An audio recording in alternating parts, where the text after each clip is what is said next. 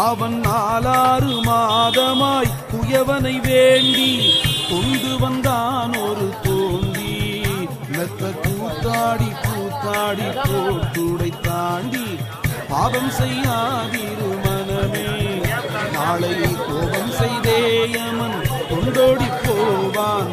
பாவம் செய்யாதிரு மனமே, பாவம் செய்யாதிரு மனமே. வேத விதிப்படி நில்லு, நல்லோர் மேவும் வழியினை வேண்டியே செல்லு. சாத நிலைமையை சொல்லு, பொல்லா சண்டாள கோபத்தை சாதித்துக் கொள்ளு.